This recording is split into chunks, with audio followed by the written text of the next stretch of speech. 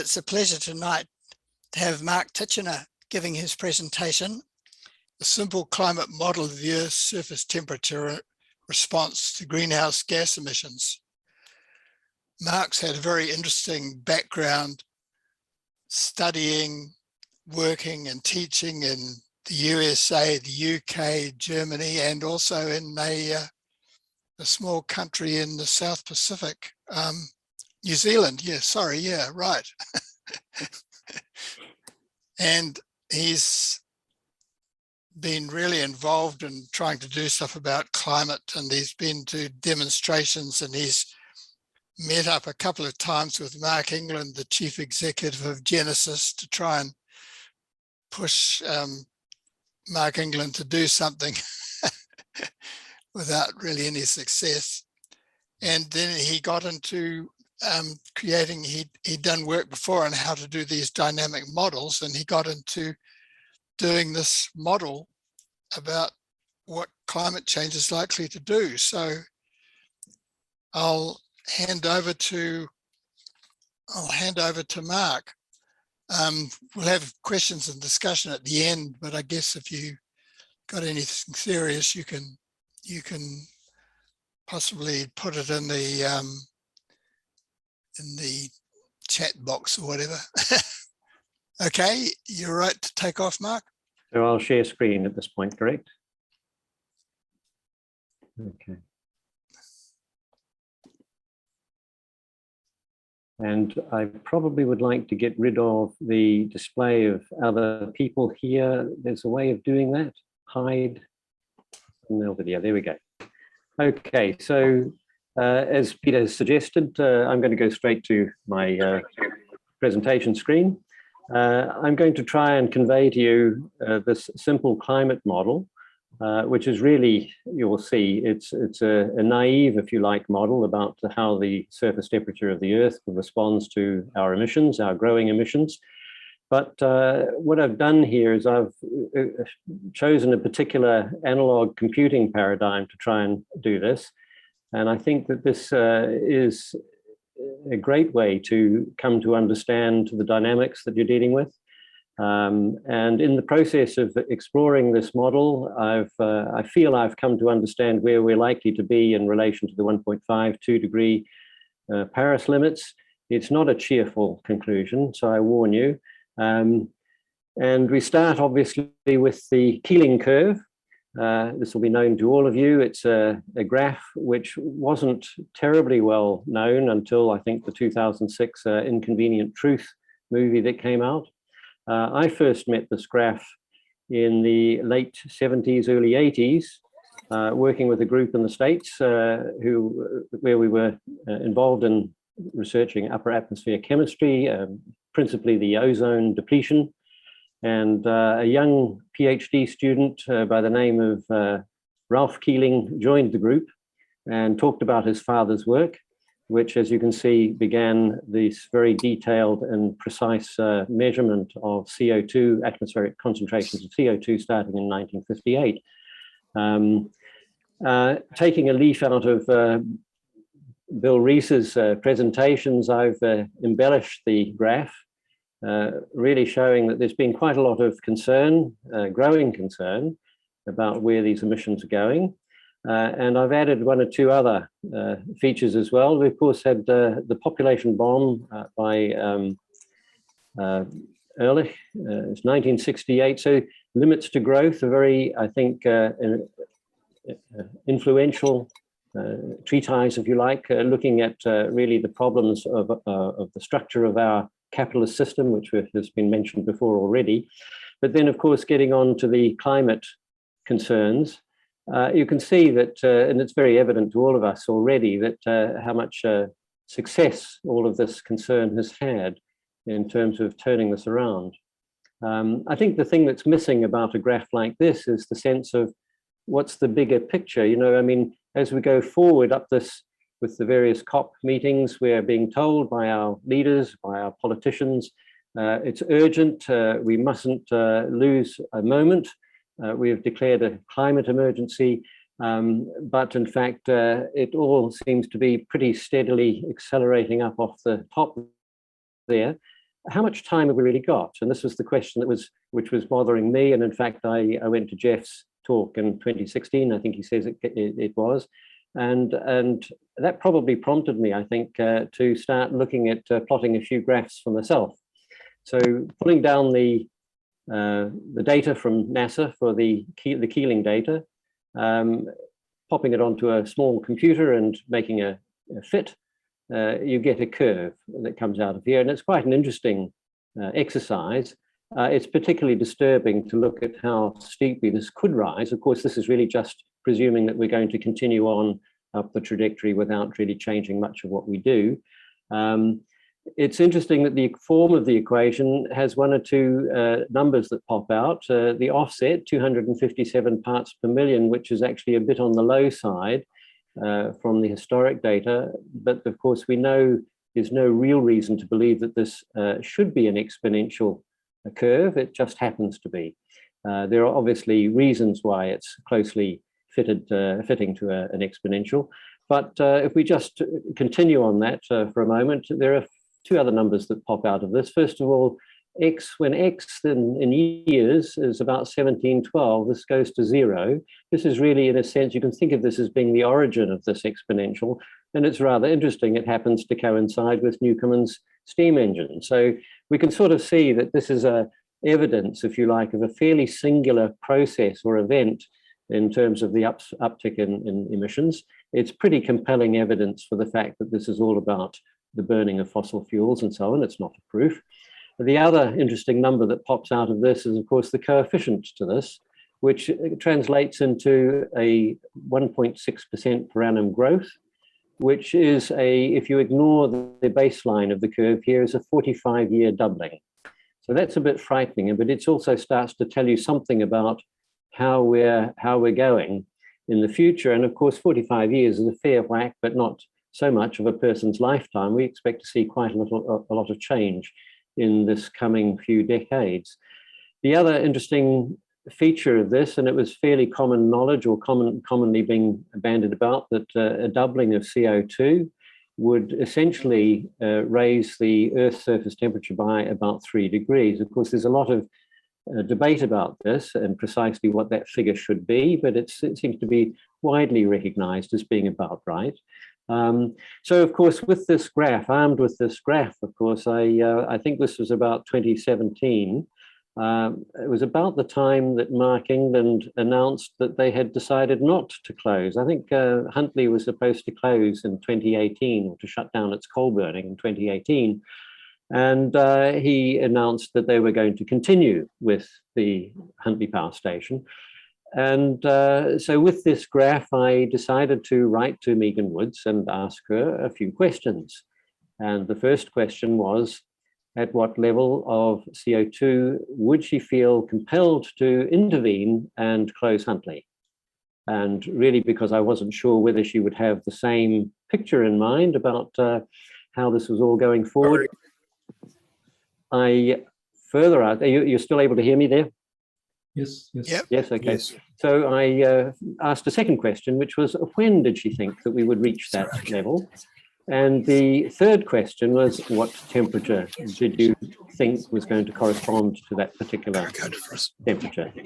And of course, I heard nothing back from Megan Woods. She's obviously a very busy person. These questions were not pressing on her mind. But I did take the trouble to CC Mark England at Genesis, and he very kindly responded and invited me to come along. I'm actually getting a little bit of feedback from somebody's microphone there.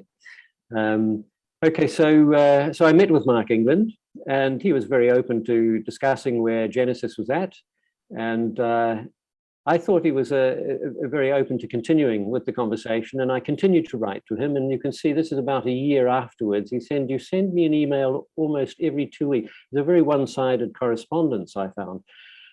He commended me for my persistence. This is the 25th in the last 12 months, so I thought I'd celebrate by responding. Perhaps we should catch up over a coffee again. So that's, in fact, when I met with him late in 2020. And he was then keen, it seemed to me, to present to me a set of slides which was going to show us exactly what the company was doing. It didn't look terribly encouraging, and it included in particular a slide which I've included here, and it's also visible on their website, where he makes reference to the fact that they are committed to a science-based target aligned to the 1.5 degrees. And at that particular moment, I interrupted him and said, look, I thought 1.5 wasn't possible anymore. I'd heard, one scientist even say that the door slammed permanently shut on 1.5 in 2017. So he looked at me blankly for a moment or two and then just plowed on. So it, as I say, is a very one-way kind of conversation. But I came away from that meeting thinking, well, is it right? Have we really hit the 1.5? And on cue, I would have to say, was this graph that turned up in the Guardian the next day with showing the temperature anomaly. And of course, with a few lines drawn over the top of it, I came up with this graph and sent it back to him. It seemed to me this is sort of not doing anything clever. It's eyeballing a couple of lines through a graph. You can see that I've ended up putting a couple of straight lines, just assuming that we've got a relatively straightforward kind of progression, would bring us to 1.5 degrees around the year 2033, and perhaps as late as, well, who says maybe 2046. But if you look at the graph closely, you can really sort of imagine that there is a bit of an uptick. And so drawing in the red line, again, just an eyeballing exercise, it seems to suggest that, yes, we're going to come through at 2033. So this was evidence, it seemed to me, but what more could I do? How could I, it seemed to me that this is a very static kind of presentation, and I don't know whether it isn't better to perhaps have something more dynamic, something that one can experiment and display in live terms, something that also allows us to explore how future scenarios might alter this projection. So that was really the motivation for doing the model. And here we are from one of the special report from IPCC, came out in 2018. Again, it's making reference to the fact that with the likely range of this, here we are, global warming is likely to reach 1.5 degrees between 2030 and 2052. So it's all very consistent. So where do we begin? Shortly after meeting with Mark, I sort of realized that maybe there was a way of presenting a very simple, in simple terms, the dynamic, the temperature relationship to the atmospheric CO2. It's been a fairly long established result that the Earth's surface temperature responds logarithmically to the CO2 emissions. That is, that if you double, here we are at pre-industrial, 280 parts per million. If you double this to 560, then there is a characteristic increment in temperature that you might expect to see on the Earth's surface. And most people seem to favor the idea that it's sitting around 3 degrees. Of course, we're very late in the piece on this now at 2022, but in 1979, Jules Charney had essentially identified that there were quite a range of different equilibrium climate sensitivities that might be possible. So the idea is that if you doubled the temperature, doubled the CO2 emissions, then you would have a 1.5 degrees if this was the sensitivity. It is an equilibrium sensitivity, and we are experiencing, of course, a rising dynamic. So it would take some time for you to settle in at the temperature, given that we've made relatively rapid changes to the, and of course there is the issue of latency. So in other words, anybody who's put a pot of water on the stove will know that when you turn the flame on, it's not instantaneous that the warmth appears in the water. It will take some time. And if you make an adjustment to the flame, turn it on high, that it's going to take a wee while before you see the water boiling. So if you assume there's no latency, we're currently here at 1.2 at 417 parts per million. It's pretty clear that we're not with a climate sensitivity of 1.5 or 2. We can rule them out. So at the very worst, we're riding, or at the very best, I should say, we're probably riding up a curve here. And here in the IPCC AR5 report, which came out in 2014, of course, they make reference to this very wide range, 1.5 to 4.5 degrees. and making the point that it's very unlikely less than 1. Well, I think we can rule out all of those lower values. But it is interesting that in a more recent report here in July 2020, findings published in the Review of Geophysics narrowed the range to between 2.6 and 4.1. So I've actually shaded that. I'm not sure whether that shows up very well in the Zoom, but so it seems we're picking 3 was a reasonable thing to do for my model. Of course, the point is that if there's some latency in the system, then it's quite possible that the 1.2 degrees that we're experiencing could actually be a result of some lower concentration. So putting these 2 graphs together, we rotate this graph around and ram it up to the side here and add in the second graph, we can actually now relate the 2.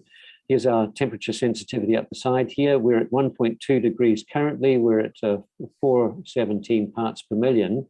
But if this temperature was the result of being further down the graph here, say 20 years, then we could expect that we're really on this trajectory. And of course, this one happens to be sitting quite close to 3 degrees.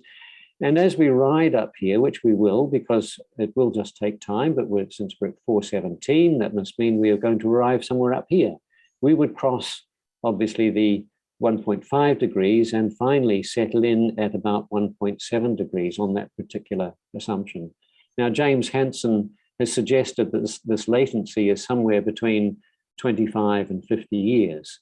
And that was essentially a suggestion he made back in the 80s, so quite some time ago. There is another aspect to this dynamic, which I added into my model somewhat later in the piece, and that is that the emissions that we make today over time, some of these will in fact be sequestered back out quite naturally into the ocean. About 50% in the first 50 years, and we'll go back here again, and about 70% in the first 100 years. So that's about another 20%, say, in the next 50 years.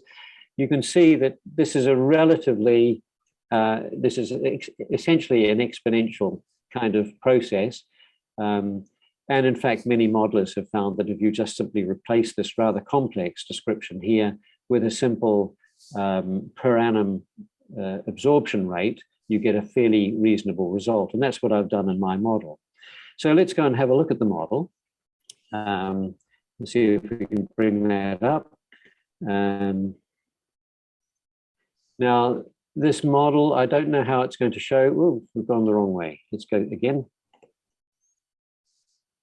I want to see a model. So this is my analog computing paradigm,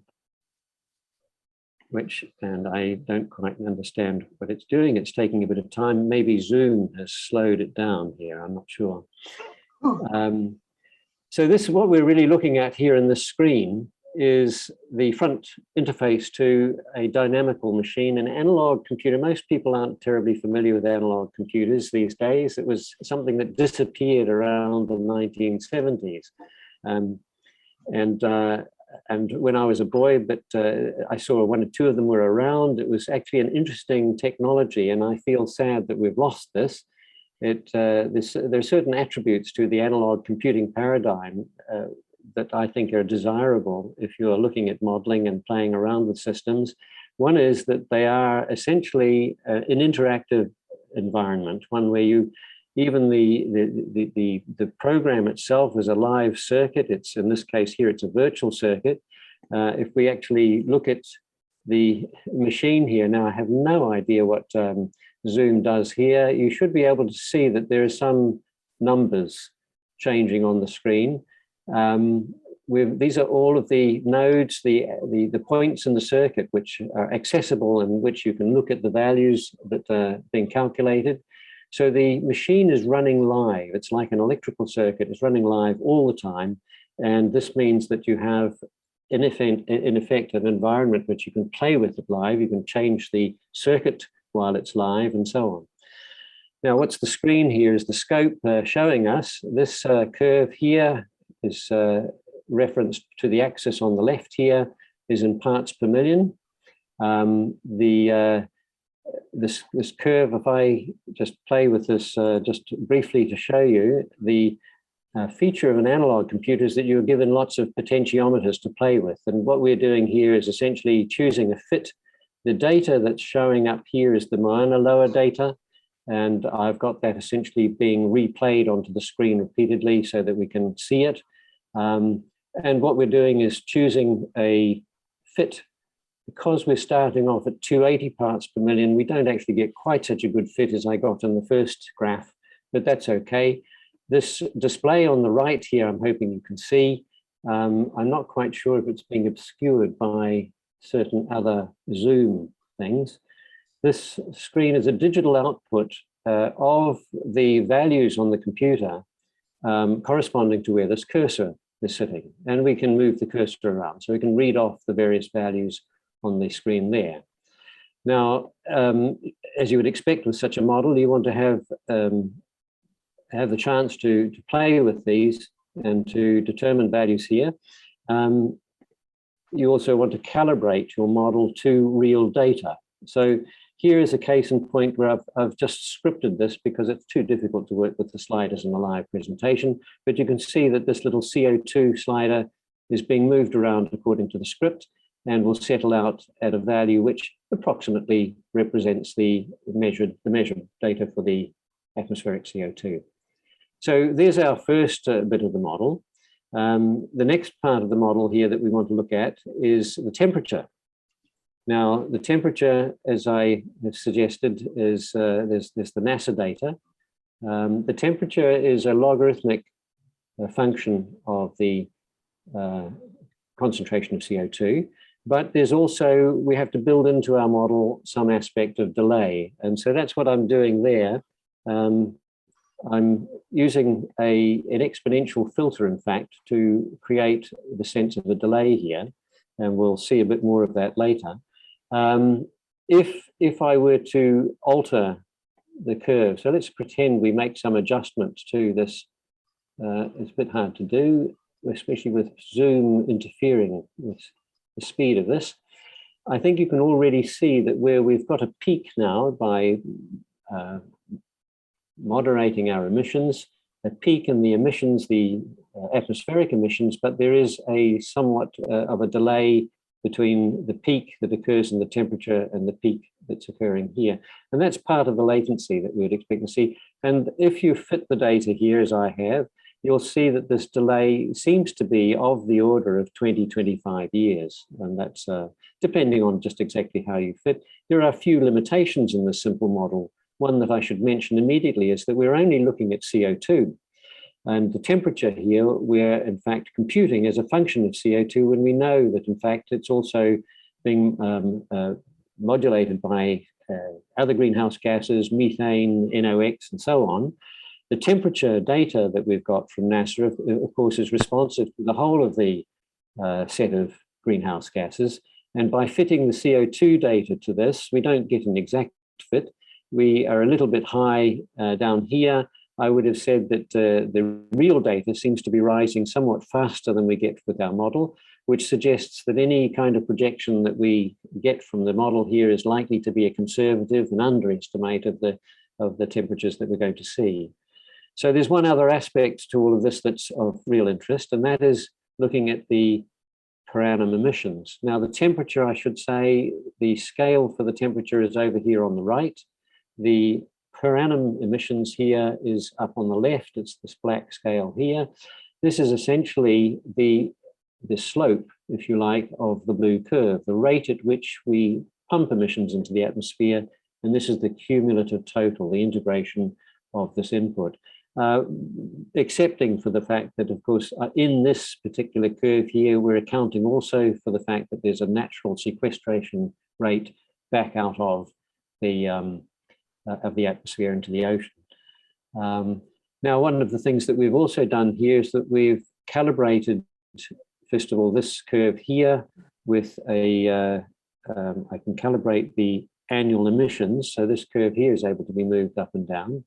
And I think I probably shouldn't have done this. And I've also got a measure down here of an area under the curve. Let me just make sure I reset this properly again. So looks like we're all good. Okay. so I have to calibrate this area under the curve. Now I've actually messed up here. Let me just reset this. Bear with me. This is inviting Murphy to the party, of course. So we'll get our model back. And we're in the process of calibrating our model, the top curve, the per annum emissions. And what we'd like to do is to know, first of all, that it's corresponding essentially at 2021, 2022, we're at up around the 42 gigatons per annum. Now, I've seen various figures for that, but this will do for the model. And the second thing that we want to do is to know that the area that we display under here, again, I can just show that area here. If I set the start position and then move this other cursor, then I can sweep out an area under here. And the area that's under there is being displayed in this last position here is the number of gigatons. This is our carbon budget from a particular point in time. In this particular case, I'd like to calibrate the model so that it's effectively matching people's estimates of what we've already burned. And NOAA, the National Oceanographic and Atmospheric Administration, has suggested that there is the amount of carbon that we've consumed since 1850 to 2018 is about, well, they have actually said 440 petagrams or gigatons of carbon. When you multiply that up to get the CO2, it turns out to be about 1630 gigatons of CO2. So I've calibrated that to give me that value there. That's essentially all the calibration we've done in the model. It's a useful thing at this stage to just reflect on the fact that the last 30 years, we've essentially, so going from 2022, this is 1803 gigatons from total, going back 30 years, we're essentially talking about 53% of total emissions have occurred in that period of time. So over half the emissions since the beginning of the Industrial Revolution have just all happened in this last 30 years. Even in my lifetime, so around 70 years, the situation is even more grim. If we go back 70 years, back to 294 gigatons, then we are currently at 1803. You can see that it's about 84%, nearly 85% of all emissions in the last 70 years. That's our lifetime. And that's a fairly disturbing fact if you think about what's going to happen for the next generation. So because we're running a little bit behind in time here, let me jump further forward and talk a little bit about what's possible in respect to, say, the 1.5 degrees. So with this model, we can now play with starting off at a certain date. Let's say we start at 2021. These controls here allow me to essentially decide that I might like to start at that date there. Let's see if we can get this thing to move. I'm afraid Zoom is really interfering with the... Then we can really choose what kind of profile might get us in terms of the temperature with an emissions reduction. And I've got two of these controls. So this is one of the fun things about an analog computer. You can just keep adding controls to it to sort of try and get different profiles. There's a case in point where I'm actually getting negative emissions. This is talked about a great deal as being one of the possible technologies. I think it's a non-existent technology. The idea is that you could pull CO2 out of the atmosphere. You have some chance then of recovering the situation.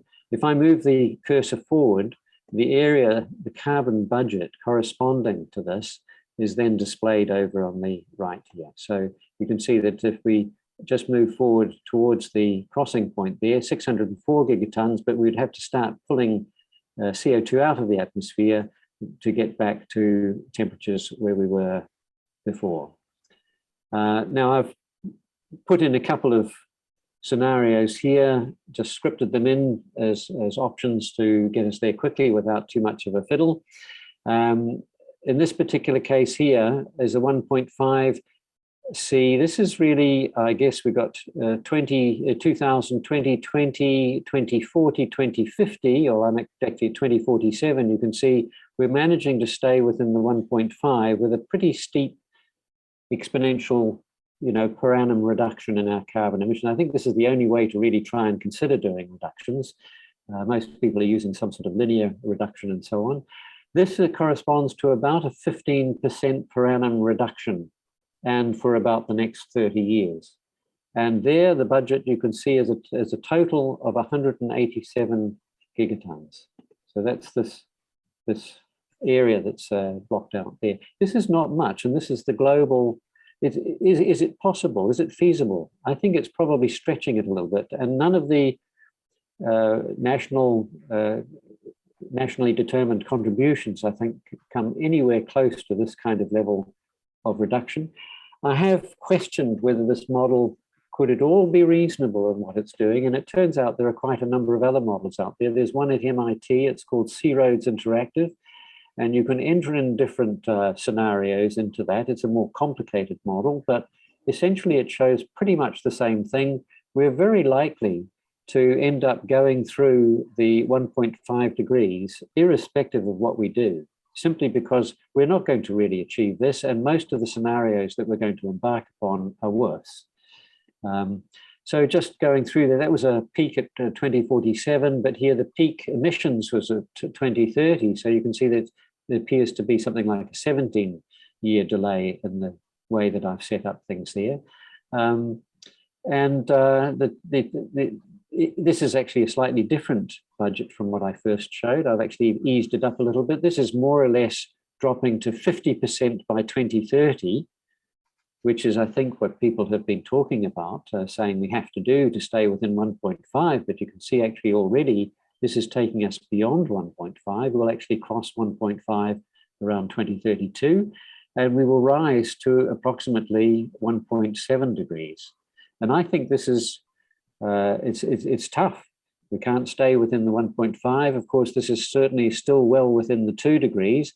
But again, it's another kind of ambitious reduction plan, which doesn't seem terribly likely to me. And there we are, coming back to 1.5 degrees, crossing 1.5 degrees around 2032 and crossing back again in 2086. Of course, all the while we're above the 1.5 degrees, we're given to understand that we're likely to be crossing various tipping points. So in other words, the ECS, the equilibrium climate sensitivity, could well be being made worse during this period, in which case this is certainly going to be an underestimating where we're at. So we can look at a 2C budget, much the same sort of situation here. I think this is sort of much more likely that we're going to end up being unable to really, I think this in fact is following a little bit our own Commission's plan of being a little bit gentle at the beginning. I don't think it makes any sense to do that, but this is actually taking quite a long time to reach the end of, and we'll come back and talk about the 2C budget. I've put in a few others here. The 3C budget. This is, so Zeki Hausfarb is another rather interesting person to read. He has done a survey of various climate models and ended up looking at how these agree in terms of their projections of when we are likely to pass through 1.5 or pass through 2. And one of those scenarios he looks at is this one where we manage to hold our emissions pretty much constant for the next wee while before we manage to come back down. But you can see this is a very likely to carry us well above the 2 degrees. And of course, who knows exactly where that means the various tipping points come in. That would be peaking around 21, 25, so a long way ahead. It's not our problem. It'd be the generations behind us that are going to experience that kind of thing. And of course, I could be looking at higher scenarios as well. I don't think we have time to do that. So let's go back and have a look at some of the other aspects of what we've done with the model here. If one looks at the IPCC reports, they seem to have walked away from using the ECS as the means for estimating the carbon budgets. And in 2009, people noticed that there seemed to be a relatively linear relationship between the cumulative total of the emissions. And so they talk about an approximate linear relationship between peak global mean temperature and the cumulative emissions. And the idea is that if you chose where you wanted to stop, if you wanted to stop at 2 degrees, then you could actually work out what the total emissions might be. It might be somewhere here. I think they end up concluding for this, 2,900 gigatons. And then, of course, you have to have some idea about how many gigatons you've already burned. So there's a certain uncertainty in relation to this. This is known as the transient climate response to cumulative emissions, the TCRE. And again, in 2018, they published the special report on 1.5, and you'll find that the same graph that was in the 2014 report is repeated. Now, there are a number of interesting assumptions that are made in this, and one that seems to challenge one's intuition here is that this TCRE requires that you assume that the instantaneous warming in response to the cumulative emissions is equal to the long-term warming. And of course, we've already talked about putting a pot on the stove and realizing that actually there's some latency in the system. So that we can't, is that a reasonable assumption? Well, with the model that I've got, I'm able to now go and test this. So we go back to our model. And because we've got the two functions there, we've got the relationship between the temperature. It is amazing how Zoom has slowed this all down. Mind you, I have to admit, this is a late 2008 model machine. So I was lucky to get it, and it's really just given me access to the Zoom technology. I shouldn't complain. So here we have got our three graphs again, the per annum emissions, the cumulative emissions in the atmosphere here, and the temperature. And we can end up doing a scan across here. And the things that we're interested in here are the temperature and its relationship to the gigatons. So we'll do a scan. And of course, what I'm doing here is writing little scripts that just essentially manipulate the pots to drive this thing through. Here we are from 1876, we start measuring the cumulative emissions. And if you're quick, you'll be able to memorize these figures. So we're at 0.1 degrees here, 0.2 now at 188 and so on. We walk through this dynamic. Now, of course, it's interesting as well to realize that this is a dynamic. So it's not is one of the profiles that we might prefer to follow, where we're reducing emissions. So it's interesting to explore how the relationship holds up when you start altering that. But we'll get to that in due course. So I'm not quite sure why I've run it so long here, but we'll run through to, I don't know, 2150 or something like that. And in fact, we're interested pretty much only in the data range that we're reaching now. We're going 7.1 degrees, 7.5. And the idea is to collect that data, which we've fortunately done. And there it is there. It's the third and fourth columns here are the gigatons. And if we plot that, actually, I think it's called graph, then we can pull that file into a utility here and plot the data. And that's what we're doing here. I'll only plot that amount of the data. Oops, try that again. This is just to give you an idea of the sort of playing that you can do with this environment, with having a model that generates the different forms of data. This is the graph that you get. This is a graph showing the temperature rise between the 0 and 5 degrees across from 0 to 10,000 gigatons. And of course, if we go back and have a look and see how that fits with the presentation, the graph that was in the IPCC report, there I've plotted the data that we've just looked at on the graph there. It actually fits, I think, quite reasonably well, given that it's such a simple model. Now, it's interesting to realize that, of course, the shaded gray area here is really just the temperature rise resulting from the CO2-induced warming. If we include the total human-induced warming, all of the other greenhouse gases, then, of course, you're sitting up in this graph here.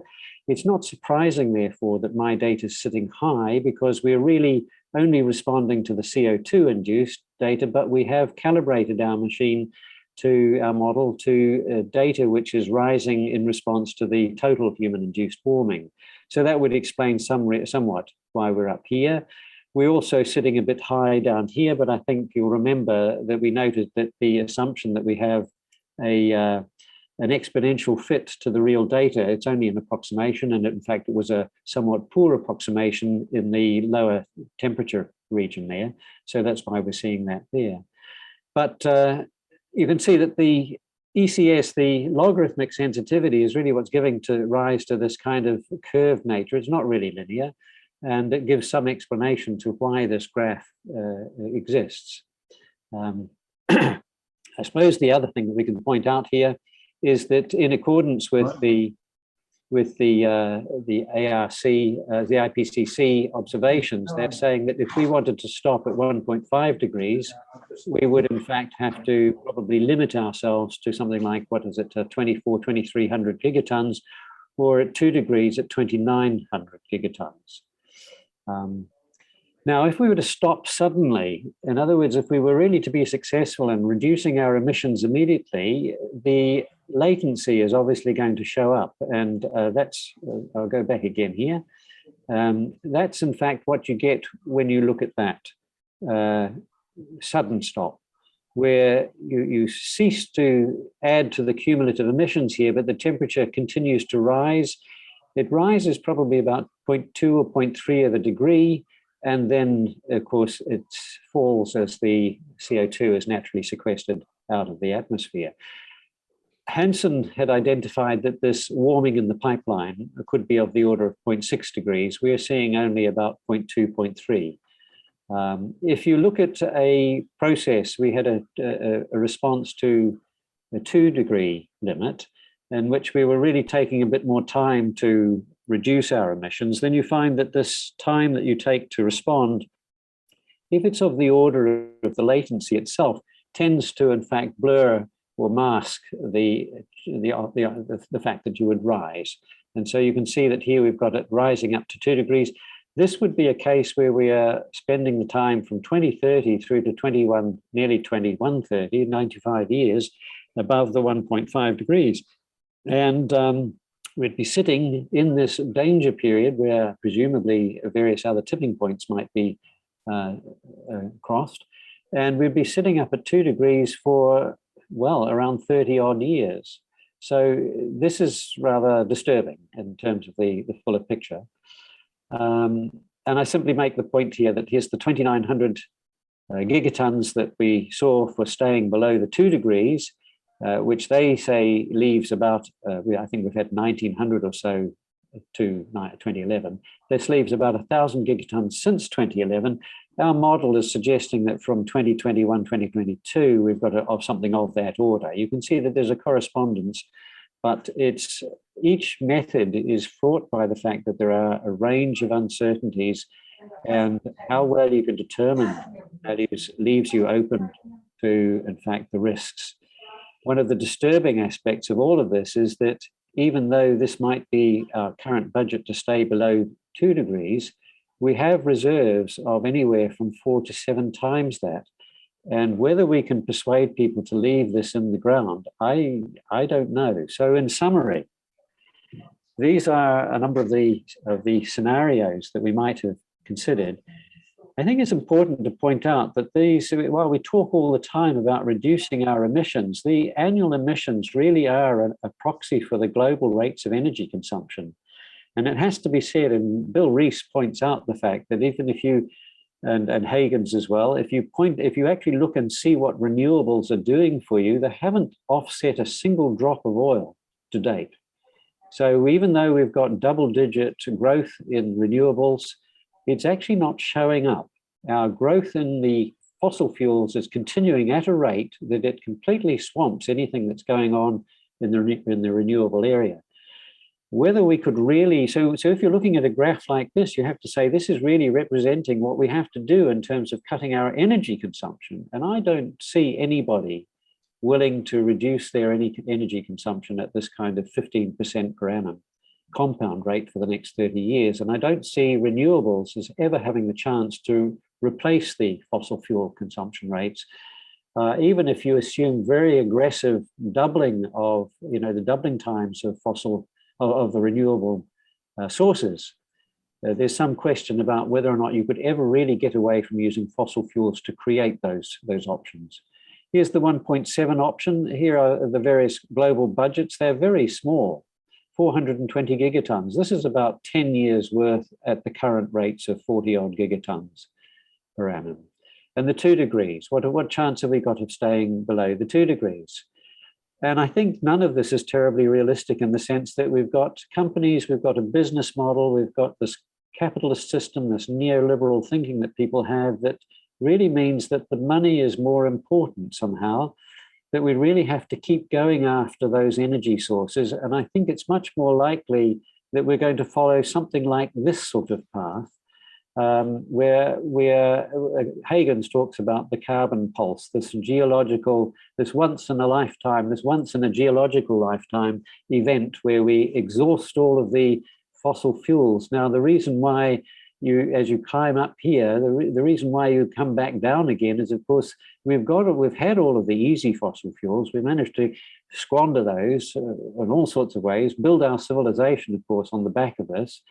And we're now starting to reach the point where the fossil energy is not quite so easy to get. I was interested to see that the return on the energy return on energy invested for oil in the States has dropped to about 10, whereas it used to be somewhere in the vicinity of 50 and falling down to 35. People will often talk about that range of 35 to 40, 20 to 40, sorry. They're down at 10 already. The oil is getting difficult to get back out. It's getting more expensive, of course, but it's really the energy cost which is going to drive this down. And of course, in The Guardian 2 days ago, oil companies made 93 billion profit last quarter. And over here, the year-on-year growth since 2021, of course, we've had COVID to knock their profits, but the growth figures here, 449%, 375% is the year-over-year growth for these oil companies. It's too tempting. We will just keep going, I think, until we have finished. And of course, there's this I think the picture says it all so much more graphically, that we are just compelled to destroy our environment. Because why? Because, well, I mean, there's the money.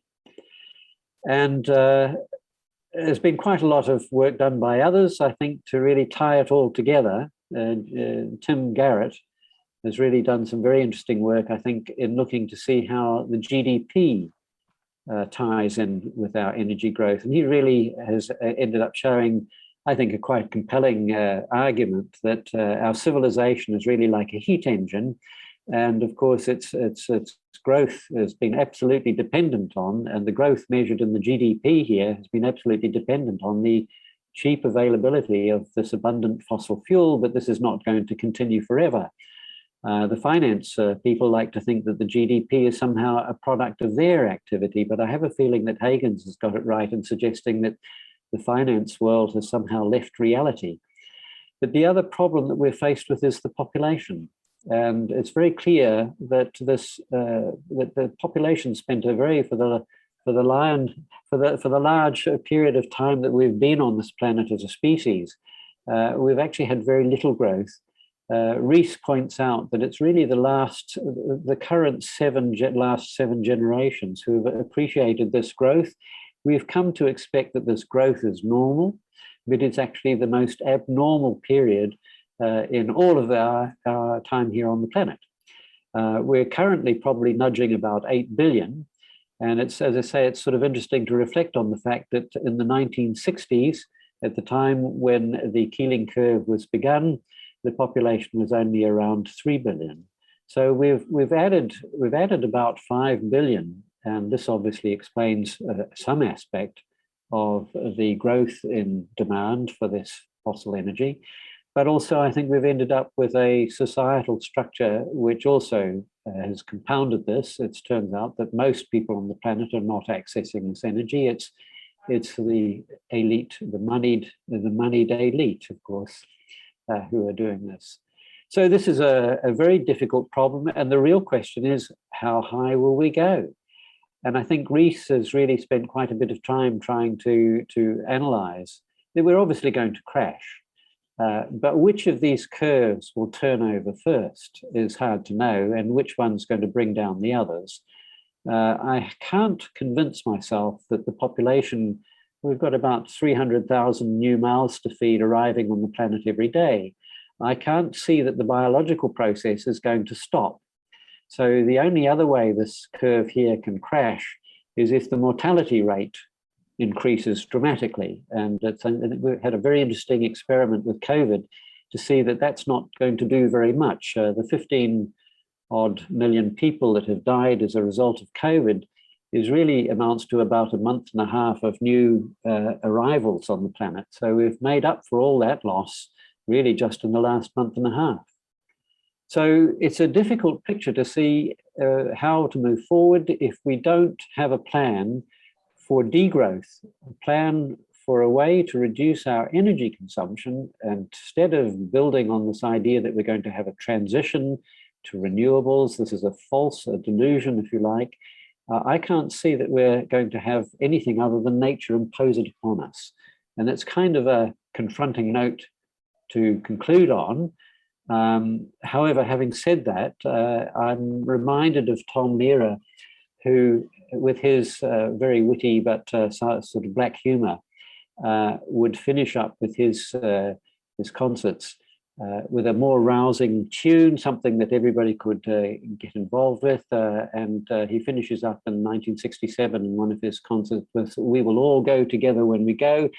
He was obviously much more concerned at that time about the nuclear threat, but I couldn't help feeling that the stanzas, that the refrains that he has in that song could almost rather prescient of the climate change problem.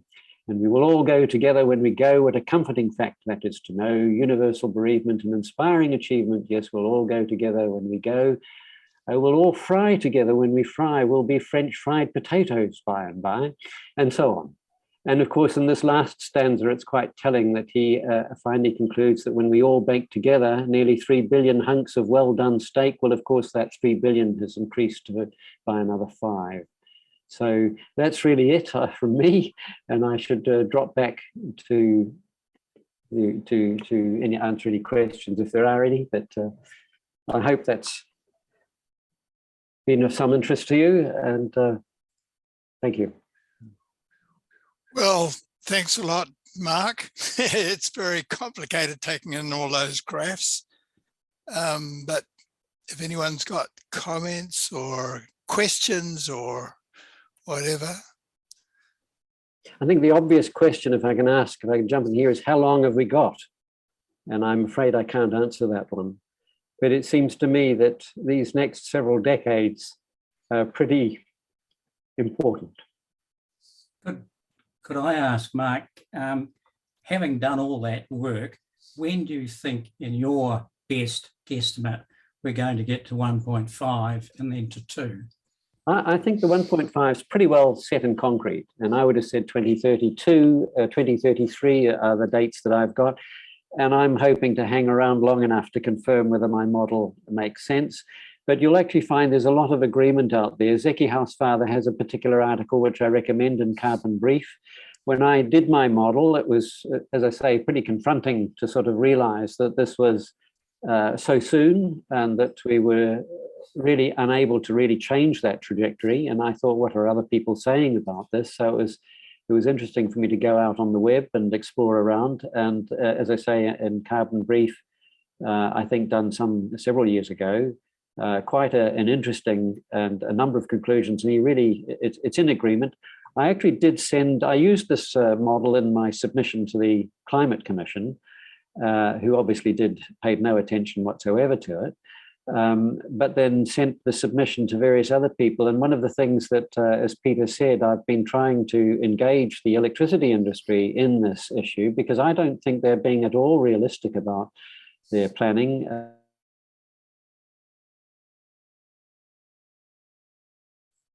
Network, we're going to grow our generation. I think this is totally unrealistic. So I actually sent Alison Andrew a copy of my submission. She responded very politely and obviously was concerned by it. She said, if this is true at all. And of course, we'll have to wait and see. But she got her manager of strategy involved. who came back exactly with the article from Zeki Housefather. I think the unfortunate thing about Zeki's article was that it didn't really talk about the fact that there's a latency. And if you set down these numbers, it's very difficult to get the idea that there's a certain period of time over which you have very little control over that part of the trajectory. The decisions we make now are really only going to affect 2030 onwards. I asked Judy Lawrence of the Climate Change Commission about the 1.5, and she said that they asked, I think it was 3 people or a team in London, and it's in the very last appendix of the technical report, and they estimate in the 1940s, the 240s. Yes, which is latest. Yeah. Well, I think they're wrong. I mean, I think we're at 1.2 now. And I mean, even if you take James Hansen's 0.6 of a degree in the pipeline as being, if we were to stop tomorrow. So I don't know. I mean, I think there's certainly. So what about 2 degrees? When do you think we get to 2 degrees? That is harder. That really is dependent on what we do. So I think realistically, we're going to be hitting the 2 degrees around the 2040 is my feeling, because we're actually not going to stop burning fossil fuels. I think that's the conclusion I've come to, is that there's no way to rein these companies in. It's too profitable. I think Schellnhuber, who was the head of the Potsdam Institute on Climate Impact, made the comment that he spoke with the head of Shell years ago, and he admits to the fact, the head of Shell said to him, "It's too late. We can't do anything. Let's drill. Let's make money while we can." So even there are people in the industry who have arrived at this conclusion that it doesn't matter. They may as well just keep going, and I don't see how you stop them.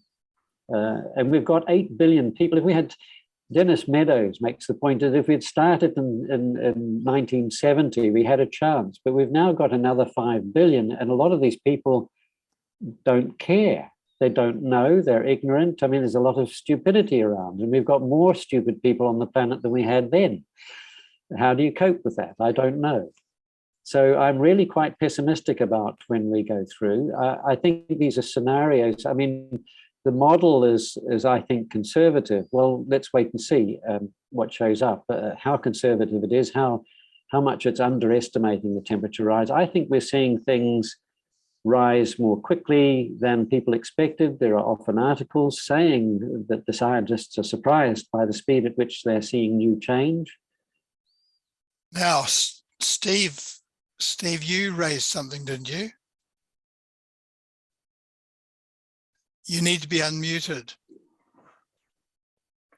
Yeah, I'm not sure quite what you're referring to, Peter. My thoughts were, what your comments about methane, Mark, are the effects of methane emissions rising, and particularly natural methane emissions from melting tundra and so on, are those just taken in your model as a pro rata to CO2, or is there some way of reflecting that more with different scenarios? Well, I think I probably should be amending the model to include first of all the methane.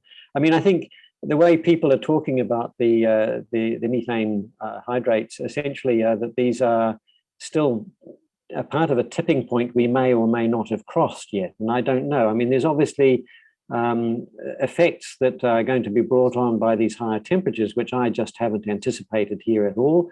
And nor does the IPCC seem to admit to the possibility of these tipping points and the effects of these tipping points. Do you see any potential for tipping points to work the other way, for things sort of moderating effects to come out of the woodwork, or is it all bad news? Look, as I say, I'm not a climate scientist. I'm very aware that positive feedback, any positive feedback will tend to sort of dominate. I mean, that's the interesting thing about the exponentials. If you track back over time and look at how the temperature has changed. You could actually imagine that there have been a series of climate events which at some particular point or other, some process dominates. It has an exponential growth, and it will grow so much faster than the other, even the negative growth rates. And the only way to actually quash an exponential growth is with a negative exponential growth with a greater coefficient. And of course, I don't see any of that. And the people that talk about these things don't seem to be identifying any. There seem to be remarkably few of these effects. I mean, I think we're in for the ride. That's the way I see it. And it's beyond our control, I think, at this stage, particularly because I think the human behavior aspect is beyond our control. I don't see anybody managing to rein in this kind of thirst for energy. Now, Brian, you raised something? Yes, I saw a question about nuclear energy being raised there. Is that correct? Yeah. And nuclear energy, I mean, I can only go on what others say here. I think. What was the question again? Well, I think. Why aren't you promoting nuclear power? Can't be worse than your scenario. Is that correct? And the reason I haven't is because I don't, even though you would see that as a renewable, I don't see, I think we've got 2.5% of our current energy is nuclear, globally speaking. According to Kevin Anderson, he said the meeting of the interested nuclear parties went through the scenario of what they thought they might be able to do in a reasonable time frame, and he said they thought they might be able to treble that. Well, that gets you to 7.5% or thereabouts. I mean, we're talking about trying to replace a rapidly growing thirst for fossil energy with any renewable source. And I don't think you have a hope of doing that within the next several decades, which is where we're really going to be crossing these critical tipping points. So I don't see, and nuclear, of course, is a complex, it's an industrial scale technology. I think the real path we'll be following is about getting back to smaller, local, more robust.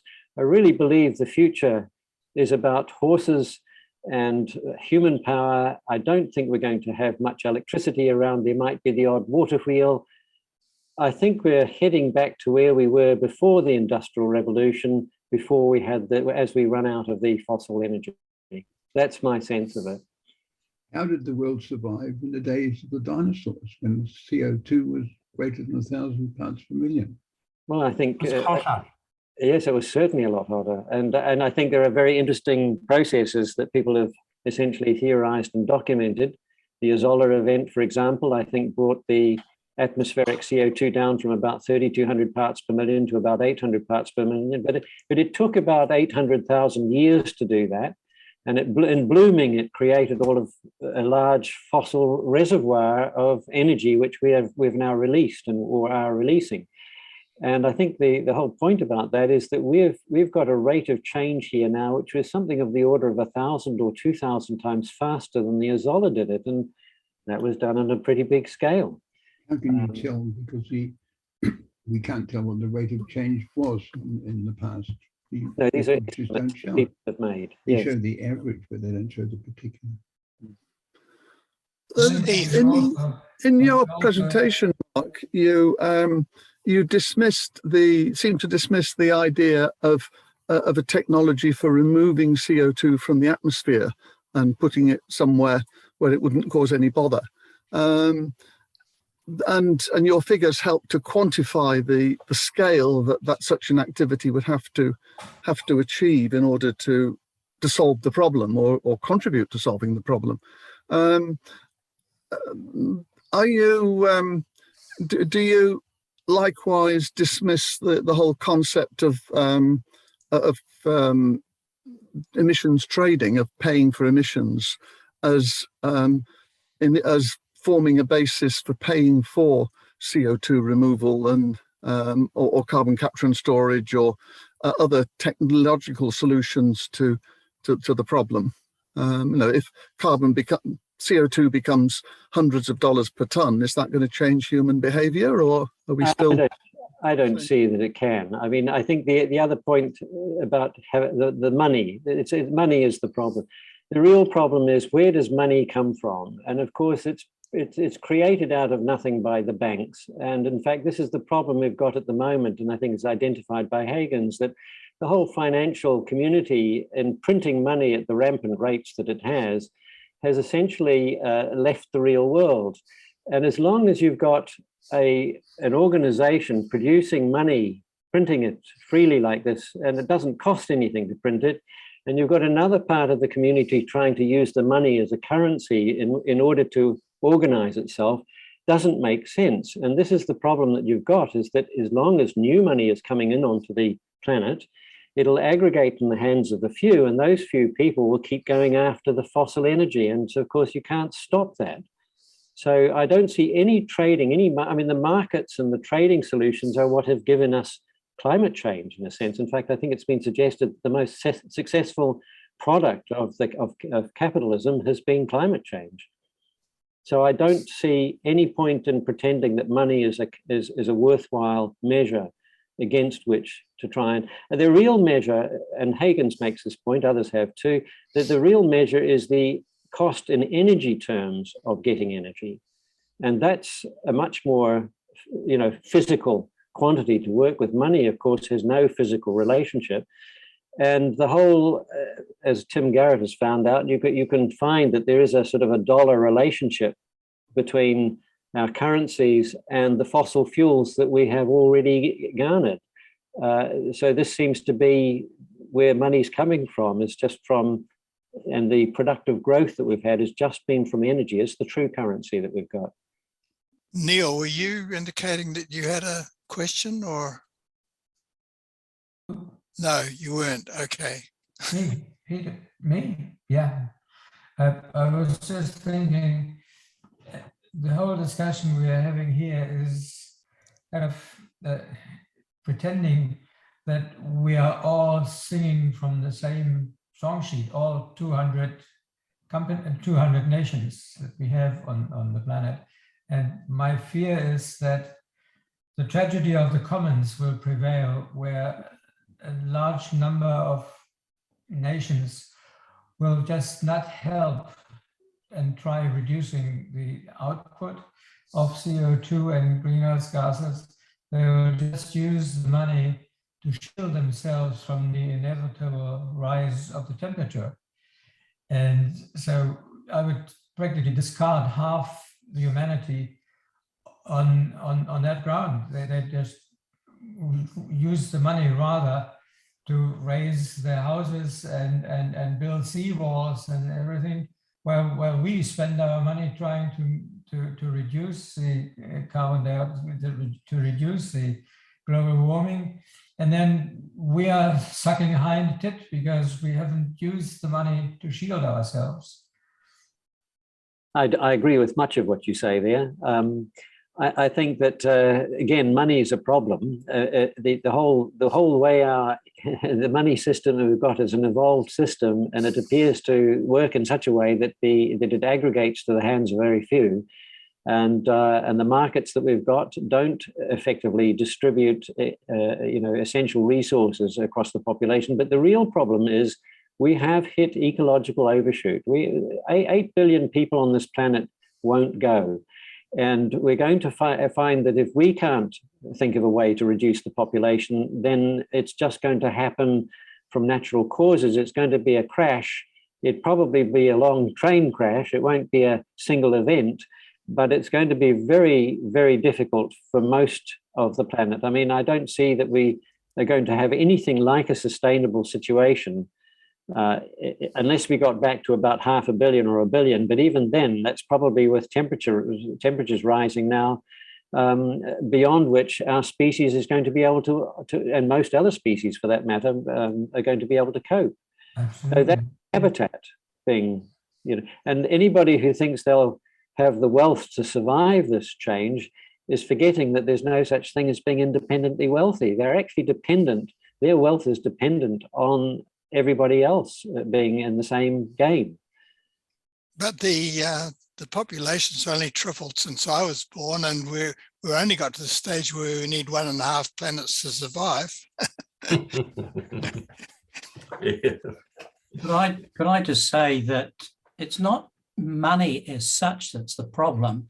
I mean, back in the Middle Ages, the common use of money was in place of bartering. Yes. And at that stage, usury was prohibited by the Old Testament, except, and the Jews were not allowed to loan money to other Jews, but they were allowed to loan it to non-Jews. And the kings wanted to go to war, and so that's why the Jews got this bad reputation. If you read The Merchant of Venice and Shylock, it's not so much against the Jews, it's against the non-Jews' hypocrisy towards this. When the Reformation came along, Luther didn't change that, but Calvin did. But what he did say was, you can loan money and gain interest as long as it does not damage your neighbour's business. If you want to bring on the loans to foreclose, that is against the biblical injunctions. That bit was left out under the Reformation, and it's that ability to grow and lend, which is, I think, the major problem with money. I agree with you. I mean, money has a place, as you say, as a currency for people to essentially engage in trading. The real problem is when you look at the money creation problem, and I have to say that Werner, Richard Werner, the banking specialist, has really hit the nail on the head.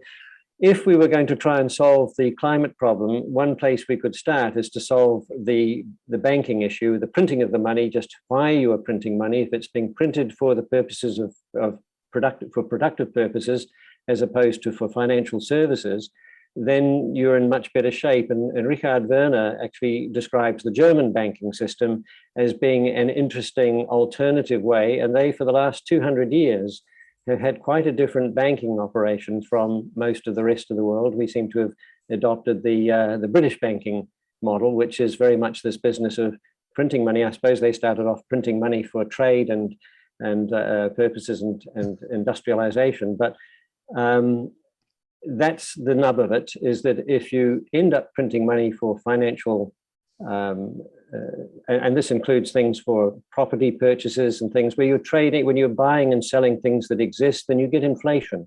So then money becomes a rather elastic quantity by which to measure anything else. And at the moment, this inflation is ending up giving us access to resources, to the depletion of resources at accelerated rates. So we're actually precipitating. If you loaned money but got no interest on it, yep, that might help. Well, the German banks, the banking system by and large, are not-for-profit, community-owned banks, and there are about 1,500 of them, and they're essentially loaning money for small businesses to grow, but not to, in fact, simply spend on speculative or other purchases. And of course, that model has worked extremely well for Germany. I mean, they've ended up growing remarkably after each of these recessions, depressions, and wars, recovered because these banking systems are essentially loaning money, and they're there for not for profit. So there might be a small interest payment, but it's not usury in the sense that we've come to understand the banking. And that's a model that we should be pursuing. But may I comment on that and then ask a question? I wonder, thank you very much, Mark, a fabulous presentation. Just to comment on the German banking system, I don't know it as well as you, but I have encountered it enough to endorse what you say. For example, I know in the Hamburg region, they have what they call a Fordesbank, which is a system for lending money to promote environmental change in buildings. And so that's an example, I think, of the sort of thing you're talking about. My question for you, though, is in terms of your dealing with the electricity companies and the like, it seems to, and not only the electricity companies, but it seems to me that nearly all of our future projections are based on sustaining the energy requirements that we seem to operate with now. Whereas in fact, if we were planning for a reduced energy society, I'm sure we wouldn't reverse the trend that you would like to see reversed, but we would at least make some inroads into it rather than just keeping being predicated on building enough wind turbines and whatever else to keep cranking up our energy usage? Well, to be honest, a large portion of the world is in fact living probably the way we're going to end up living. So without much electricity and without much energy, it's whether or not you can persuade, and it's the 1%ers, and even perhaps to a large degree the 10%ers of the the best off in the world, who are really driving this energy consumption. And I think that those are the ones that are going to really have to be cut back. How do you do that? Well, I mean, if we had a government that could be strong enough to legislate, that's the only way. I don't think anybody will voluntarily let go of. And of course, the structure of our society. I mean, we feel we need cars. We think we need these electronic gadgets. This is the mentality that we have. But these are all consuming energy at an extraordinary rate. And in fact, technology has only added to the energy burden. It hasn't solved any of them, even with efficiency gains and so on. I don't see any of the new technologies come around as being part of the solution. They're actually part of the problem.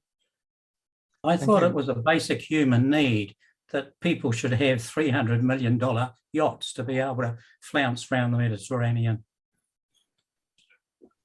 Seems to be some people's needs. That I think they only think they need that. They haven't realized that it's a limitation to their thinking.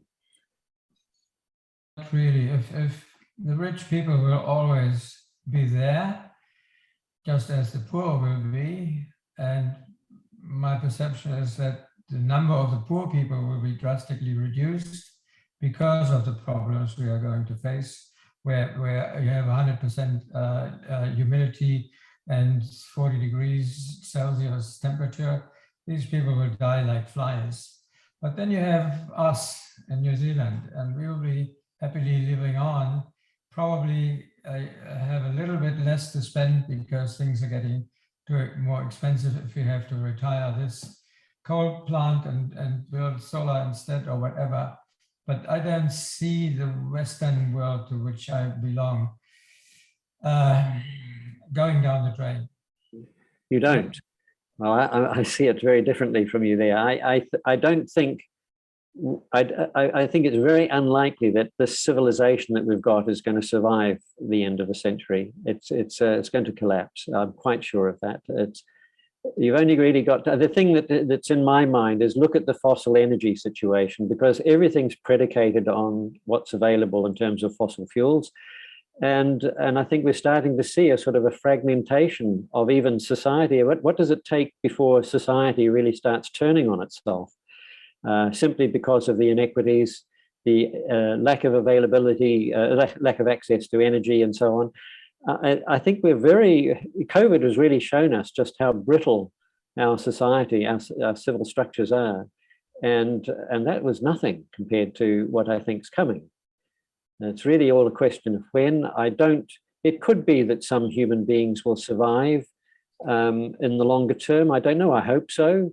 Although I'm not sure that we've been good for the planet, so maybe it's not a good idea. You'd have to say that when these climate events occur, and there have been 4 out of the last 5, major extinctions have been climate events, then actually we are biological. We'll go through some sort of change. And I was amused when one particular anthropologist was trying to track back the development of the horse, and for a period lost sight of the geological record, the fossil record of the horse, and it turned out the horse had become about the size of a cat. So whether we would survive as we seem to be now, I would very much doubt. And we might become a lesser being in the process of this evolutionary step. I don't know. We might have the human being that survives may have less of an impact on the future globe, hopefully. Yeah, because there will be fewer of us. That's for sure. And I think of, what's this guy's name, Peter Thiel, who is just building his underground bunker in Queenstown, and he'll be the last one to die. So I'm not convinced of that either. I will just see. I what think he'll happens. be very vulnerable to people who suddenly take a liking to something he's got, you know, or maybe it's food. That's why he has I got mean, all this. as Ralph Keeling said, you know, the thing we're most at risk from is another man. You know, Absolutely. we're our own worst enemies. Absolutely. If you look at the American prepper scene, you know, where they safeguard themselves against the collapse of society. That's what they are doing, and they are hoarding weapons, they are hoarding food and water and everything. So they'll die too, but it will take a bit longer. Now, we've been running for about an hour and 20 minutes, and we've got time for a few more questions, but we probably should finish not too long from now. So are there any more specific questions or comments? Yes, that's to sign off anyway, so off the best, guys. Perhaps I can just take back to some of your modelling, Mark. Have you looked at all at the question of sea level rise and how that fits into the scenarios of temperature, or is that outside the scope of your modelling? It's not something I've spent a lot of time on. I mean, I think Jeff Foley actually did a very interesting bit of modelling in relation to that and presented it to, ESR some years ago. I think sea level rise is really the least of our problems in a way. That's a slow time constant process where the sea level rising at the moment about 3.5 millimeters per annum, I think. The storm surges that occur on top of the sea level rise are going to be much more of a problem. I think the UN has suggested that by 2050, we could see as many as 1 billion people on the move each year, simply because their habitat, their areas, their, you know, the cosmopolitan areas, their cities and so on are being inundated, and food is becoming a problem. So it will precipitate other effects, which I think are far more deleterious in terms of the social destruction. And in fact, New Zealand, I don't see, this is a personal point of view, I'm not sure that New Zealand will be a good place to be, because it's seen currently as a very desirable place by many, many people. And will they all suddenly turn up? You just don't know. I'm quite unconvinced about where the right place to be will be, you know, in all of this is. There's been several articles about sea level rise recently in the paper, because, you know, saying it could be about 1 meter, but none of them are talking about what James Hansen and others have said, which is if the West Antarctic ice shelf melts, which is quite possible, by the end of the century, it could be around 3 meters. Yeah. Well, the one thing that we do know is that, of course, once all of the ice melts, and I'm pretty sure we're headed on that trajectory, that we're talking about total sea level rise of somewhere between 60 and 80 meters. Yeah. So this will be a little bit disruptive. I think New Zealand will become at least 3 or more islands. Yeah. But I think you're talking about hundreds of years, 500,000 years. I mean, this is a very long time. I think we'll be in far more serious trouble much sooner than sea level is not the thing for us to worry about. No, I don't think it's the thing, but James Hansen did say it could be 3, and others have said it could be 3 meters by the end of the century. Yeah. Anyway, have we got any other more questions, comments, or whatever? Or yeah, Mark, one question for you. The 1.5 degrees and 2 degrees don't sound too scary when you just hear a number. Could you maybe elaborate a little on what sort of scenarios you envision at, say, 2 degrees of warming limit that seems is the best case scenario from here? Well, I'm probably not very well set up for imagining that too. I think there are a lot better people who have envisaged what's going on. I think the thing that worries me most is the idea that there are other tipping points in the pipeline. I think it's been suggested that some 9 of 15 known tipping points have already been triggered. So we've got a few others that have perhaps yet to be triggered. And I think the rates of change that are going to occur as a result of that really mean that the trajectories that I'm looking at, the scenarios I'm looking at, probably are not terribly indicative of it at all, you know.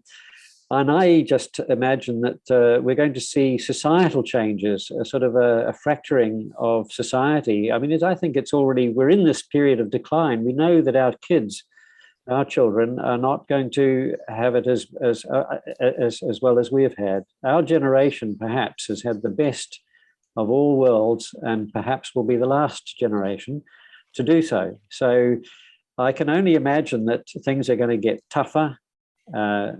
I think Dennis Meadows had the view that we were going to be in a fairly steady decline, and but he hadn't anticipated the sort of punctuated events that climate change are likely to give. I think the effects of climate change are not going to hit everywhere at once. It's going to be typically events occurring around the world with increasing frequency, disrupting small local areas, and people will move. I mean, a bit like the war in Ukraine is disrupting that area. This is going to be a bit like a war, a nature's war breaking out in different parts of the world. And there will be flow-on effects from that. And it's very difficult to imagine just precisely how that will impact us here in New Zealand. I asked that question to Dougal, Dougal at Wise Response, and he said, go and read the latest IPC report, because that's what they were asked to do, to describe the difference between 1.5 and 2. And I've done that. And it's by and large a physical description, not a social or an economic description. But whoever asked it, was it Brendan or whatever, go to the IPCC latest report on 1.5. But I think you'd find that it's the impact socially, and to us, that's the more important consideration. And I think David Wallace Wells, in his article on the some years ago, The Uninhabitable Planet, talks about the fact that one of the most uncertain aspects of this whole process is how we're going to end up reacting or responding. And that's very difficult to predict. And that's yet to play out. Yep, I agree. So, I mean, in order to be able to do that, I would suggest that we set up, if the government, I would recommend the government set up some think tanks and start running some scenarios. What if KiwiSaver and the Crown Financial Institutions had all their wealth reduced to 20% of what it is at the moment? What would that happen? And start looking at some of the social and doing scenarios of worst scenarios and best scenarios. In that, you're not predicting, but what you're saying, it's a what if. That would be my recommendation, to try and get some picture of the social and the economic consequences. Well, I agree with you, and I actually, what is perhaps something worth floating at the moment, it seems to me that if we could have an independent group of scientists, even, I mean, I don't think the commission is made up of too many scientists, and it seems hard for me why, you know how that, and it's also they're pretty much bound up with the politics of the day. But in Australia, of course, when the commission was disbanded, they ended up with the people there essentially setting up a council or their own sort of group. And I think it would make sense to get a group of scientists together here in New Zealand, scientists of repute, people who have already got a public image and reputation that's of some credit, to try and provide that independent voice. I'm a bit doubtful about whether it makes sense to try and look at the social impacts that you're talking about at that level, because one of the things I feel is that the minute you start doing that, you're back couched in the structured framework that we're trapped in, this with money and with the social structures that we've got, and I don't see those as being sustainable in any sense. We've actually got to get outside of that framework. The Climate Change Commission seems to be really tied in with the government, and they don't act independently. So this suggestion about having a separate group like they have in Australia, we've talked about this. So if any of you people have any suggestions as to who could possibly be asked to go on a separate group, you could maybe email them or something. Anyway, sorry, you were saying something. I was saying that there's a book by Ian Goff called Heat, Greed and Human Need, which I think is the best attempt to try and get some handle on what is a basic human need under those sorts of scenarios. I recommend that as a really good starting point. But again, you've got to just look at the fact when you say a basic human need, are you talking about the needs of 8 billion or 1 billion? Because the minute you get into the overshoot territory, you haven't really got much chance of meeting the needs of any of them. Sure, you need to read the book. Sorry. Yeah, thank you. I'll look out for that. So human greed and heat, greed and human need. Okay. May I support Mark's comment about and others about the idea that there is a need for a think tank, maybe more than one think tank. I'm from more of a project management background, and I often look on this as a project management exercise. I'm not saying give it to project managers. I'm just meaning endorsing the idea of independent think tanks. I know the financial arrangements are tricky and need to be done independently of government, in my view. Mm-hmm. But I believe also there is a very big groundswell of concern that would probably make the financial side soluble if there was the right entity to channel that finance. Yeah, well, if anyone has any suggestions, and you could email somebody on the ESR group, because we've talked about this and we might see if we could do something towards putting this group together. Yeah. Yes, I think it's a good idea. Okay. And we more or less come to the end, you reckon? Well, thank you very much for giving me the opportunity to present. Very good. Thank you. Thank you. Awesome. Yeah, well, thanks a lot, Mark. Getting all this stuff onto Zoom, working on Zoom, it took Mark quite a lot of work through to figure out how the hell to get all these screens to come onto Zoom. To be brought into the current technology, yes. But yeah, I mean, sometimes there was a whole lot of other stuff that took a while to go away, but if we managed to see, I think we all managed to see all the graphs and so on he was showing us. So that's great. And Mark's put a lot of work into this. And do we record this thing on the ESR website or what? Eventually, yes. Eventually. Thanks very much, everybody. Okay, so thanks a lot, everybody, for your contributions. Thanks, Mark. Many thanks to Mark, and thanks everyone else for their contributions and so on. Okay.